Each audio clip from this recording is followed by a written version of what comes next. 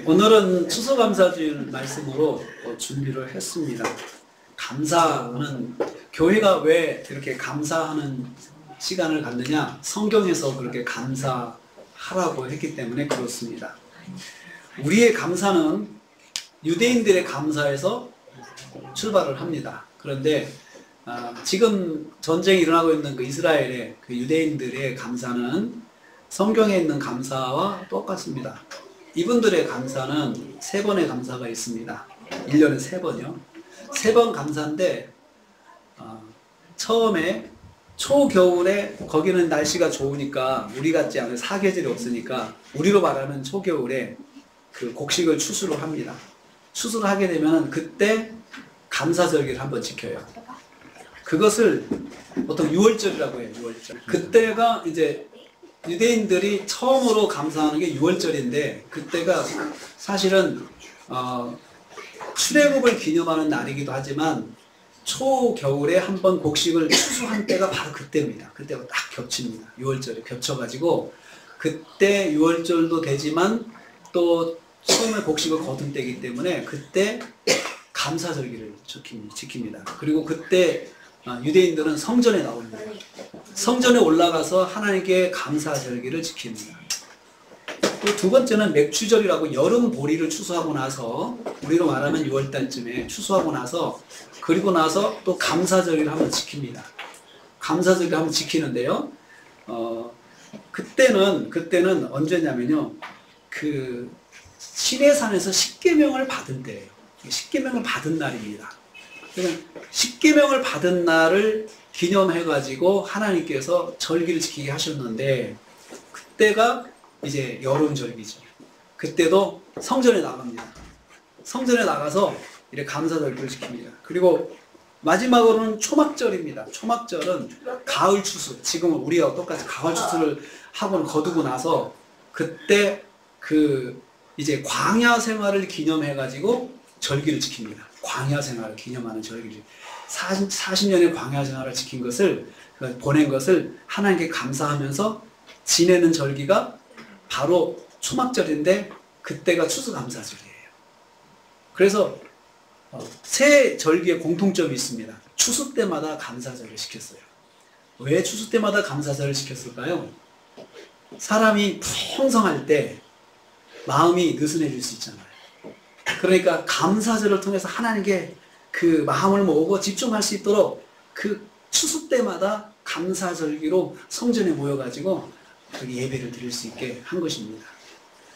추수감사절은 바로 마지막 가을 추수를 거두고 나서 하나님 앞에 나와서 감사 예배를 드리는데 감사하는 시간인데 40년의 광야 생활을 지켜주신 것 그것을 기억하면서 하나님 앞에 풍성한 재물을 공물을 가지고 이렇게 나와서 하나님 앞에 예배를 드렸습니다.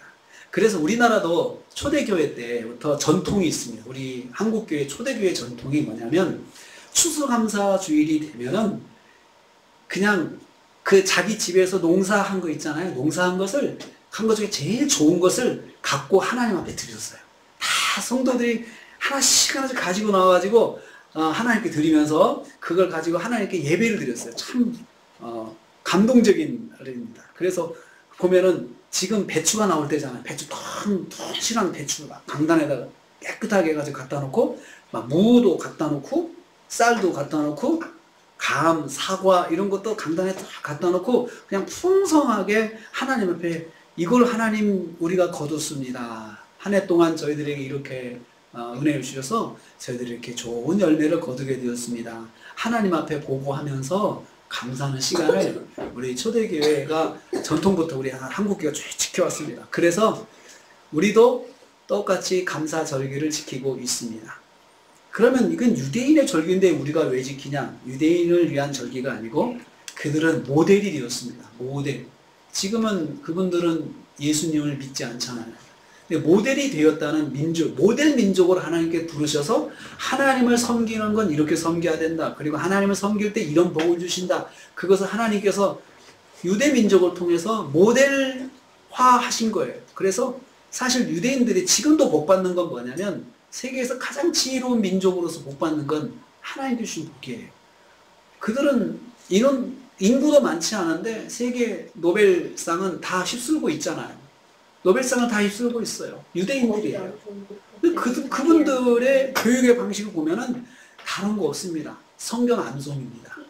성경을, 이 히브리 성경을 그냥 아이들이 초등학교 들어가기 전까지는 히브리 창세기, 출애굽기, 레위기, 민수기, 신명기 여기까지를 그냥 암송해버려요. 아이들이. 암송해요. 근데 그 암송하는 걸 이렇게 보면은 아이들이 아이들 그렇게 그 학교에서 보면은 아이들이 그냥 둘이 앉아가지고 이렇게 서로 고개를 끄덕거리면서 암송을 해요. 근데 그거 보면은 이 히브리 성경을, 우리로 말하는 성경 5경을 그냥 암송하는데 그게 아이들에게 일상이에요. 아이들이 차 타고 가면서도 성경을 펴고 그것을 암송하더라고요. 그걸 봤어요. 아이들이. 그것이 그들의 지혜의 원천이다. 우리는 그렇게 말을 합니다. 성경 암송하는 것을 통해서 하나님의 지혜를 주시는 것을 우리는 볼 수가 있습니다. 그래서 우리도 아이들에게 성경을 암송하게 하는 것이 그런 이유가 있습니다. 이유가 그 중에 하나가 있어요. 성경을 암송하면 지혜가 넘칩니다. 지혜로워집니다. 그래서 성경 암송하는 것을 우리가 어려서부터 그렇게 하고 있습니다. 감사는 기본적으로 이 감사의 뜻은 고마운 마음을 공개적으로 표현한다는 뜻이 있습니다. 표현하는 것입니다. 그래서 감사의 히브리어의 뜻을 보면은 그냥 노래한다는 뜻이 있어요. 노래한다는 뜻이 있어요. 그러니까 감사하는 마음을 마음속으로만 가지고 있지 않고 그 마음을 표현할 때 감사가 100점짜리 감사가 되는 거예요. 감사한 마음을 마음으로만 가지고 있으면 50점짜리 감사예요. 우리는 늘 그렇게 생각합니다. 고마운 마음 가지고 있으면 되지. 고마운 마음 가지고 있으면 되지. 그런데 성경의 감사는 그 단어의 뜻 자체가 마음에 갖고 있는 것을 노래하듯이 표현하는 것. 상대가 듣도록 표현하는 것까지 가야 100점짜리 감사가 된다고 합니다. 그래서 고맙습니다 라고 하는 말을 표현해야 되는 것입니다. 우리 한번 같이 해볼까요? 고맙습니다. 고맙습니다. 네, 이렇게 표현을 해야 100점 감사입니다. 100점 감사. 저도 그 표현이 잘 안 돼요. 고마워요. 고마워요. 고마워요. 그렇게 참 합니다. 물 한 그릇 먹을 때도 하나님께 감사합니다 하면서도 점심 식사 얻어먹고 고마워요 그 말을 못해요. 근데 하나님께 하면서 그 점심을 준비한 아내한테는 그 말이 안 나오더라고요. 그래서 의도적으로 고맙다고 인사를 하고 와야지. 고맙다고 인사를 하고 와야지. 그렇게 습관을 들여야지 고맙다는 말이 나오게 되더라고요. 몸에 배야 됩니다. 고마워요. 고마워요. 고마워요. 우리 어린이들도 엄마 아버지에게 고맙습니다. 고맙습니다. 이런 말을 자주 해야 돼요. 자주. 무엇이든지 고맙습니다. 한번 우리 어린이들 해볼까요? 고맙습니다. 고맙습니다. 그렇죠. 고맙습니다. 예, 그렇게 할 줄 알아야 돼요. 또 엄마 아빠도 자녀들에게 고마워 이 말 잘하시잖아요. 고마워. 그렇게 해서 고마워 이렇게 하죠. 이렇게 감사를 표현하는 것이 성경에서는 100점짜리 감사라 했습니다. 성경 속의 감사의 기본은 하나님께 받은 은혜에 대한 반응입니다. 감사의 기본은 하나님을 믿는 성도들이 구비해야 하는 신앙생활의 일상적인 모습입니다. 그래서 크리스천들의 일상적 습관 중에 하나가 고맙다는 말을 표현을 잘합니다. 그래서 이 사람을 처음 만났는데, 어떤 사람 만났는데 고맙다는 말을 자주 하는 거 보면 냄새가 나요. 이 사람 크리스천일 거야. 그래서 나중에 알아보면은 크리스천이더라고요. 그래서 크리스천들은 고맙다는 말을 교육을 많이 받기 때문에 그래서 표현을 잘하더라 이거죠. 근데 크리스천인데 고맙다는 말을 못하면 이분은 은혜를 덜 받은 거예요. 그래서 은혜가 덜 넘치네. 고맙다는 말을 잘 해야 돼요. 고맙습니다. 고맙습니다. 모든 것이 하나님의 은혜임을 깨달은 성도일수록 감사가 일상이 됩니다. 감사가 일상이 됩니다. 그런데 성경에 보면 감사가 두 가지 종류가 있어요. 첫째는 경험적 감사가 있어요. 결과를 보고 감사하는 것입니다. 사후감사라고도 할 수 있습니다. 결과를 보고 나서 하나님 앞에 감사하는 것이죠. 받은 것을 확인하고 나서 감사하는 것입니다. 성경에 이런 감사가 있습니다. 10명의 나병 환자가 예수님께 치료를 받았습니다. 10명이 예수님께 치료를 받았는데 나병은 불치병이거든요. 근데 예수님께서 가서 제사장에게 보이라 라고 하고는 그냥 말씀하시니까 이 사람들이 가다가 치료를 받았어요. 놀라운 일이죠. 그런데 10명 중에 한 사람은 치료받고 나서 예수님께 막 돌아와가지고 예수님 감사합니다. 그렇게 표현을 했습니다. 예수님 감사합니다. 그럴 때 예수님께서 너무 좋아하시더라고요. 너무 좋아하시는 거예요. 그러시면서 나머지 9명은 어디 갔냐고 물으셨어요. 그러니까 어떤 결과를 받고 감사하지 않은 거에 대해서 주님께서 찾으신 거죠. 그 사람들도 감사하면 좋았을 텐데 하고는 그 감사한 사람들에게 주님께서 구원을 선포해 주셨어요. 그러니까 우리가 살면서 내가 기도하면 예수님께 예수님 나 좀 해주세요 하면은 예수님께서 믿음이 없어도 어떤 사람의 기도는 응답해 주세요. 믿음이 없어도 내가 평소에 주님 나 좀 예수님 나 좀 살려주세요. 예수님 나 좀 붙잡아 주세요. 예수님 나 좀 도와주세요. 그럴 때 이름을 부르는 것만으로도 응답이 될 수 있어요. 그런데 중요한 것은 그 응답이 중요한 게 아니고 그 응답을 통해서 구원의 역사를, 구원을 체험하는 거죠. 하나님의 구원을 체험하는 거죠. 내가 구원받은 사람이 되는 것, 그것이 더 중요한 거거든요. 우리가 살면서 어떤 문제를 해결하는 것보다 더 중요한 게 내가 믿는 사람으로서 하나님의 구원이 항상 나에게 있는 것. 이게 더 중요한 것입니다. 그런데 우리도 그렇습니다. 뭔가 내가 결과를 받으면, 선물을 받으면 그거 가지고 감사할 줄 아는 거 사후감사입니다. 열매를 보고 감사하는 거. 그건 기본입니다. 그건 당연한 것입니다. 내가 받은 것이 있으면 고맙습니다라고 하는 건 당연하죠. 그런데 받고도 고맙다고 말을 못하면 사람들이 좀 불편해합니다. 아니 내가 뭐 이렇게 해줬는데 고맙다고도 말을 안 하네? 그러면 점점 마음이 좀 멀어지죠. 고마움의 표현, 사후의 표현은 참 우리 인간관계에 좋은 그 방법 중에 하나입니다. 감사 인사한다고 그러잖아요. 감사 인사한다고 그러는데 그러면 사람들이 참 좋아하고 관계가 좋아집니다. 그런데 사후 감사에 단점이 있어요. 자신이 깨닫지 못하면 감사할 수 없다는 단점이 있어요. 내가 받았는데도 느끼지 못하면 감사를 못합니다. 이번에 어느 분이 우리 교회에 쌀을 보내셨어요. 지금 쌀이 여기 있는데 쌀을 보내셨는데 누군지를 모르겠어요. 누구라고 발신자 이름이 안 적혀 있어요. 그러니까 제가 감사를 표현할 수가 없는 거예요. 지금 좀 답답해요. 그런데 보내신 분한테 내가 고맙다는 인사를 하면 얼마나 더 좋을까요? 할 수 있으면. 그 못하니까, 제가 모르니까 못하는 경우도 있지만 어떤 때는 잊어버려서도 못할 때가 있어요. 나중에 내가 감사해야지 이렇게 생각하고 나중에 잊어버릴 수 있잖아요. 사후 감사의 단점은 망각할 수 있다는 거예요. 하기 싫어서가 아니고 나중에 해야지 라고 했을 때 내가 잊어버릴 수 있다는 거죠. 그러니까 감사는요 항상 받았을 때 바로 감사하는 것입니다. 받았을 때 바로 고맙다고 표현해야 되고 있기 전에 고맙다고 표현을 해야 되는 것입니다. 그래서 사후 감사만 고집하다가는 하나님의 은혜를 깨닫지 못해서 감사를 놓치는 성도들이 많이 있습니다. 그래서 그러면 성경에서는 어떻게 해야 될까요? 또 하나의 감사가 있어요. 사전 감사예요. 사전 감사. 결과를 경험하기 전에 미리 감사하는 것입니다. 그리고 이것을 믿음의 감사라고 합니다. 예수님께서 그 사전 감사의 모델이 되어주셨는데 우리가 잘 아는 오병이의 기적 있죠. 오병이의 기적을 예수님이 행하실 때에 예수님께서 감사하셨어요. 여러분 마태복음 14장 19장 한번 보세요. 마태복음 14장 19절.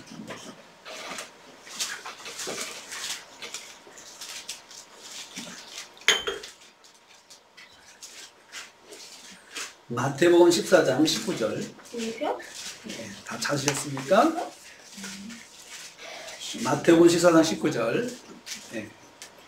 같이 읽겠습니다. 무리를 명하여 잔디에 앉히시고 떡 5개와 물고기 2마리를 가지사 하늘을 열어 축사하시고 떡을 떼어 제자들에게 주시니 제자들이 무리에게 주니.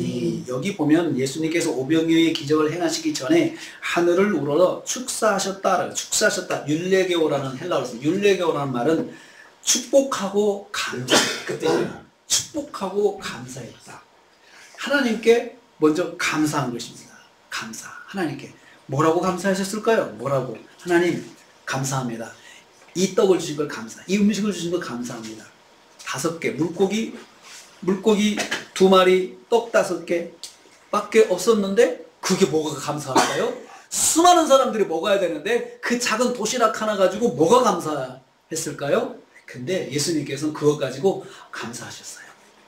우리가 작은 것 감사해야 하나님께서 그것을 가지고 하나님을 쓰시거든요. 그래서 우리는 늘 교회에서는 작아도 감사, 부족해도 감사. 우리는 감사가 늘 일상입니다. 에게 이거밖에 없어? 에게 이것뿐이야? 라고 생각하지 않고 그냥 받은 걸 가지고 감사하는 것이 교회의 모습입니다.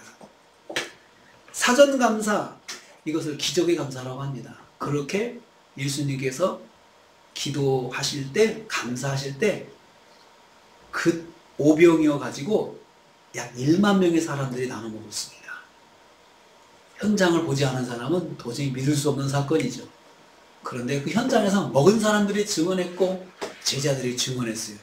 다 경험했기 때문에 그렇습니다. 그리고 그 증언에 대해서 이건 거짓말이다, 이것은 뻥이다, 이렇게 한 사람이 예수님 당시에 한 사람도 없었어요. 먹은 사람들이 있기 때문에 그렇습니다.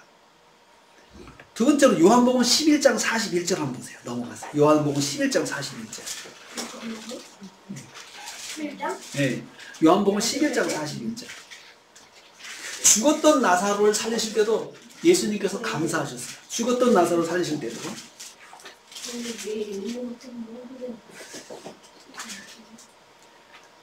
자, 같이 읽겠습니다. 시작. 돌을 옮겨 놓으니 예수께서 눈을 들어 물어보시고 이르시되 아버지여 내 말을 들으신 것을 감사하나이다.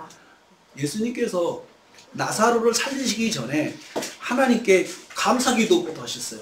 무슨 기도냐? 내 기도를 들으신 것을 감사합니다. 나사로를 살려주신 것을 감사합니다. 과거 완료로 표현했어요. 이미 나사로는 미래적 사건, 살아나는 건 미래 일인데 지금 이미 과거 완료로 들어주셨다 생각했어요. 이미 하나님 살려주셨다 생각하고 그렇게 감사를 했습니다. 하나님께서 응답하실 것을 믿었죠. 그리고 나서 43절 44절 읽어보세요. 43절 44절 시작. 이 말씀을 하시고 큰 소리로 나사로야 나오라 부르시니 죽은 자가 수족을 베러 동인채로 나오는데 그 얼굴은 수건에 쌓였더라. 예수께서 이르시되 풀어놓아 다니게 하라 하십니다. 나사로를 살리실 때 먼저 감사했습니다. 하나님께서 먼저 받으신 것을 감사했습니다. 믿음의 감사, 기적의 감사라고 하죠. 그랬더니 그리고 나서 예수님께서 나사로야 나오라 했더니 죽은 나사로가 걸어서 나왔습니다. 그 과정 속에 예수님의 사전 감사가 있었습니다. 사전 감사. 사전 감사가 이렇게 중요합니다. 우리가 습관을 들일 때 내가 결과를 보고 감사하는 것도 좋은 감사입니다. 그렇지만 결과를 보기 전에 결과를 보기 전에 미리 하나님께 감사하는 것. 해 주신 것을 감사합니다. 예수님께서 하신 것처럼 해 주신 것을 감사합니다. 이렇게 기도하는 것이 사전 감사입니다. 감사의 결과는 예수님께서 그 한 명의 나병 환자에게는 내 구원이 이루어졌다. 구원을 선포해 주셨습니다. 구원의 선물을 주셨죠. 9명은 병만 고침받고 구원의 은혜를 받지 못했다는 이야기예요. 그런데 더 중요한 구원의 은혜를 입었다는 것은 하나님께 예수님께 와서 감사한 사람들이 그러한 은혜를 입었습니다. 감사의 결과 기적을 경험했습니다. 미리 감사했더니 기적이 일어났습니다. 사실 우리가 미리 감사하는 거 쉽지 않습니다. 결과가 언제 나타날지도 모르고 우리가 생각할 때 이것이 정말 가능할까 생각하면 더 감사가 안 나오죠. 혹시 내가 감사했다가 안 되면 어떡할까? 이런 생각도 있죠. 그런데 예수님께서 감사한 거 보면 그냥 불가능한 것, 있을 수 없는 것, 그걸 믿음으로 감사를 드린 것입니다. 사랑하는 성도님들, 감사의 삶을 살아가십시오. 사전 감사든 사후 감사든 무슨 감사든 감사의 입술이 되십시오. 그러나 할 수만 있다면 사전 감사, 믿음의 감사를 하십시오. 믿음의 감사는 기적을 이루는 감사입니다. 오늘 말씀에 우리는 여호와께 감사하라 권면을 듣습니다. 감사하라 명령문입니다. 명령문은 반드시 꼭 감사해야 한다는 것입니다. 감사는 선택이 아니고 필수라는 것입니다. 성도는 꼭 감사하며 사는 사람들이라는 것이죠. 그러면 하나님께서 그 감사에 대해서 책임을 져주신다는 거죠. 여러분 생각해 보세요. 우리가 막 밑도 끝도 없이 하나님 앞에 감사하는데 만약에 하나님이 살아계신다면 그 감사를 들으시고 얼마나 부담스럽겠습니까? 얘가 막 감사하는데 내가 다 들어줘야 되겠구나, 이런 생각을 하지 않겠어요? 만약에 하나님이 살아계신다면, 하나님께서 존재하지 않으시고 안 계신다면 그런 감사는 허공에 대한 감사일 것입니다. 그런데 하나님 살아계십니다. 우리가 하나님 살아계심을 믿을진데 우리가 하나님께 무슨 일이든지 감사하는 모습을 가져야 합니다. 여러분 찬송 중에 찬송가 288장이 있습니다. 예수를 나의 구주 삼고 성령과 피로써 거듭나니 이 세상에서 내 영혼이 하늘의 영광 누린다. 이 찬송이 있는데 찬송 참 유명한 찬송이죠. 이 찬양을 작곡한 사람은 페니 크로스비라는 사람이에요. 페니 크로스비. 이 크로스비는 여성인데요. 1820년 뉴욕에서 태어난 이 크로스비는 태어난 지 6주만 만에 시력을 잃었습니다. 평생 시각장애인을 살았습니다. 그럼에도 불구하고 그녀는 절망하지 않고 그리스도 안에서 발견한 소망과 기쁨으로 9천여 편의 주옥같은 찬송가를 남겼습니다. 크로스비는 자신의 상황 속에서 평생 하나님께 감사 찬양을 드렸던 것입니다. 내가 눈이 안 보이니까 절망하지 않고 그래도 그 속에서 하나님을 만나고 예수 그리스도를 만나면서 그가 소망의 찬송을 줬습니다. 그가 찬송 작곡한 것 중에 유명한 것들이 몇 가지 있습니다. 자비한 주께서 부르시네. 이것도 크로스비가 작곡한 것입니다. 너희 죄 흉악하나 눈과 같이 희겠네. 이것도 크로스비의 찬양입니다. 찬양하라 복되신 구세주 예수. 나의 영원하신 기업 생명보다 귀하다. 인애하신 구세주여 죄인오라 하시되 날 부르소서. 예수 나를 위하여 십자가를 지실 때. 유명한 찬양이잖아요. 우리가 참 찬양할 때마다 은혜 받는 찬양인데 이걸 작곡한 사람이 크로스비예요. 시각장애인, 6주 만에 시각장애인으로 살았던 크로스비가 늘 하나님과 동행하면서 감사하는 찬송을 지었던 것입니다. 평생 시각장애인으로 살았던 페니 크로스비의 신앙 고백 같은 찬양들이 우리가 즐겨 찬양하는 찬양 중에 하나입니다. 그녀는 평생을 찬양으로 하나님께 감사하며 살았습니다. 주님께서 이러한 크로스비의 찬양을 사용해서 얼마나 많은 영혼들을 은혜로 채우시는지 우리는 다 가늠할 수가 없습니다. 이 찬양을 부른 사람들이 변화가 일어났고 은혜를 받고 하나님을 만나고, 그게 시각장애인이었던 크로스비 한 사람의 헌신을 통해서, 기쁨의 헌신을 통해서 이런 역사들이 나타나는 것입니다. 사랑하는 성도님들, 추수감사주일에 주님께서 우리 모두를 이 자리에 오게 하심을 감사드립니다. 한 해 동안 성도님들의 가정과 생업을 인도해 주신 하나님께 감사드립니다. 여러 가지 어려운 상황 속에서도 대한민국을 지켜주신 하나님께 감사드립니다. 하나님을 믿는 성도에게 감사는 선택이 아닙니다. 하나님을 믿는 성도에게 감사는 당연한 것입니다. 왜냐하면 우리는 전능하신 하나님을 믿는 성도들이기 때문에 그렇습니다. 하나님께서 뜻과 계획 가운데 우리를 인도해 주심을 믿기 때문입니다. 감사를 하시려면 사전 감사를 하십시오. 믿음의 감사를 하십시오. 결과를 보고 감사하는 것보다 결과를 보기 전에 믿음으로 감사하는 습관을 가지십시오. 이것은 여호와 하나님을 믿는 성도라면 당연한 것입니다. 하나님은 사전 감사를 기뻐하십니다. 사전 감사를 통해서 하나님께서 일하십니다. 하나님께서 일하시기 때문에 사전 감사는 기적의 감사입니다. 그리고 우리에게 감사의 삶이 넘칠 수 있는 길은 바로 사전 감사를 통해서 우리가 하나씩 체험할 때 자꾸 감사의 맛이 생깁니다. 아, 내가 더 감사해야 되겠구나, 더 감사해야겠구나. 이것은 사전 감사를 통해서 우리가 깨닫는 것입니다. 우리 모두에게 감사의 삶이 충만하기를 주님의 이름으로 축복합니다. 기도하겠습니다. 주님 감사합니다. 추수감사주일에 우리 성도들이 가족들이 함께 모여서 감사 예배를 드리게 하시니 감사합니다. 오늘 말씀 사전 감사를 통해서 또 사후 감사를 통해서 하나님께 영광 돌리는 거 하나님이 기뻐하신다고 말씀하셨습니다. 하나님, 우리 성도들이 늘 감사의 삶이 넘치게 하여 주시옵소서. 받은 은혜를 지나치지 않고 감사해서 감사가 감사를 낳는 은혜를 허락하여 주시옵소서. 아멘. 예수님의 이름으로 기도하옵나이다. 아멘. 지금은 교회 머리가 되신 우리 주님 예수 그리스도의 은혜와 하나님 아버지의 말로 다 할 수 없는 사랑하심과 성령님의 감동 교통 충만히 이루하시니 하나님께 늘 감사하며 살기로 다짐하면서 주님전을 떠난 성도들 머리머리에 가정과 생활에 교회 관계의 모든 기관들 위해 함께하지 못했지만 여러 곳에 흩어진 우리 형제자매들 위해 그리고 우리 대한민국 위해 선교사님들 가정과 사역 위해 지금부터 영원토록 함께 있을지어다. 아멘.